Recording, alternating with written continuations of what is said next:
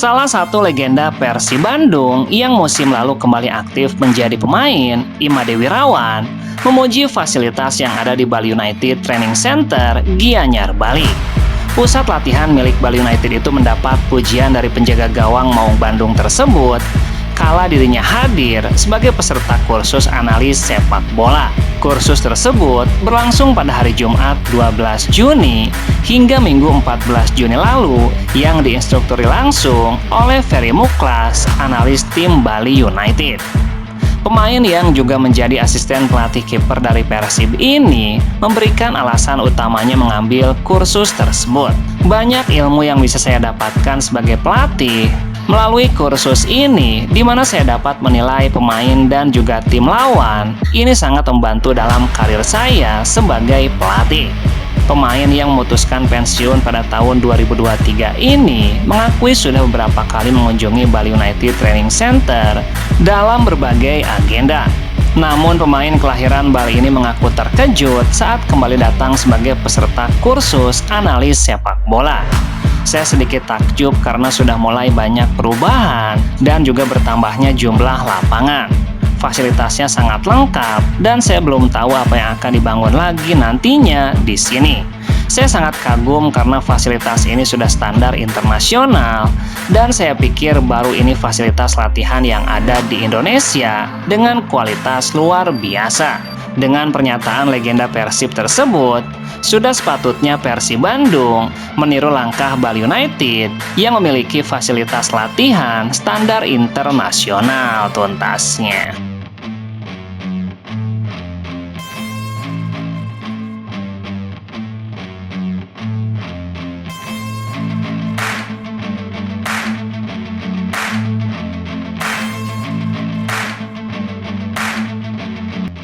Gelandang Persib Bandung, Beckham Putra, memberikan pesan untuk supporter seusai dirinya dirundung di Stadion Gelora Bung Karno. Beckham diketahui tidak bisa menahan emosi saat menjadi sasaran provokasi seorang oknum setelah timnas Indonesia melawan Mozambik. Dikabarkan saat para pemain keliling lapangan, seorang oknum yang berada di tribun barat sengaja mengacungkan jari tengah ke arah rombongan pemain yang secara spesifik ditujukan kepada Beckham. Merasa rivalitas di klub tidak sepantasnya dibawa ke ranah tim nasional, Beckham pun tersulut emosi dan sengaja melangkah menghampiri oknum tersebut ke arah tribun.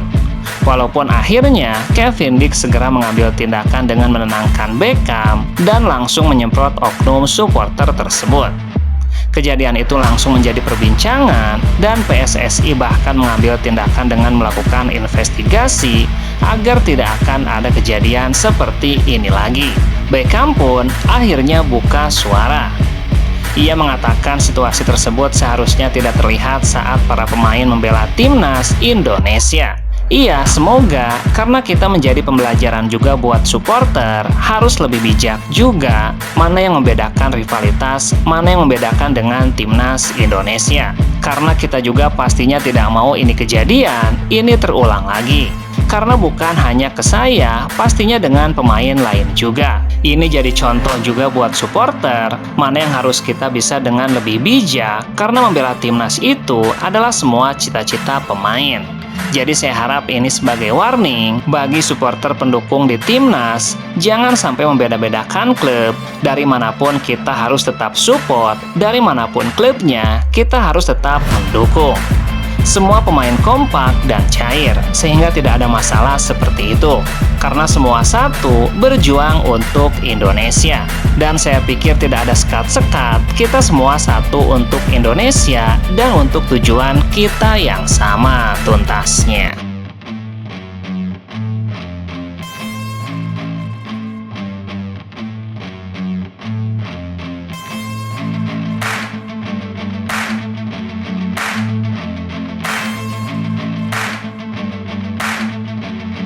Sosok Mateusz Fornazari mendadak menjadi bahan perbincangan bobotoh Persib Bandung. Pasalnya striker asal Brazil keturunan Italia itu yang kini berusia 30 tahun tersebut dikabarkan bakal direkrut Maung Bandung.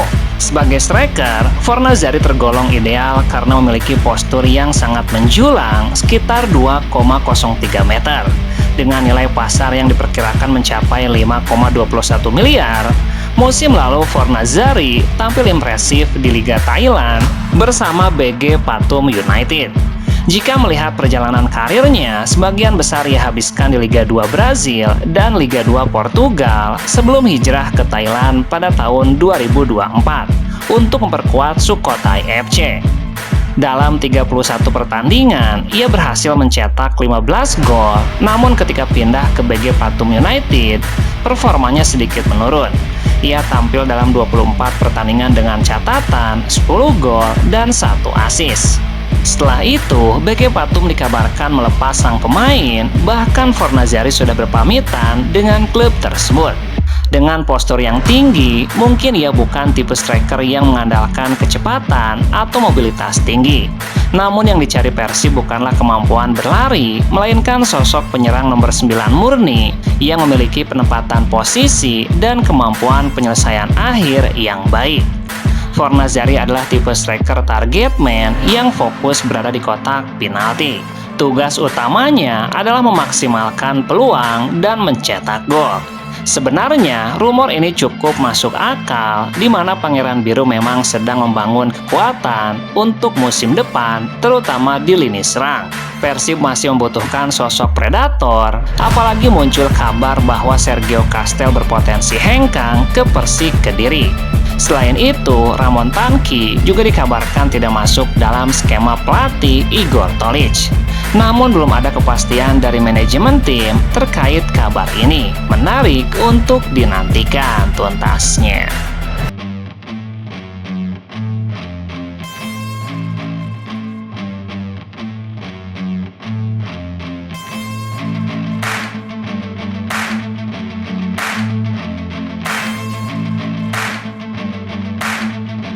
Rival Persib Bandung, Persija Jakarta melakukan perombakan jelang Superliga musim baru dengan melepas 3 pemain lokal, yaitu Hansa Muyama, Alfrianto Nico, dan Rico Simanjuntak.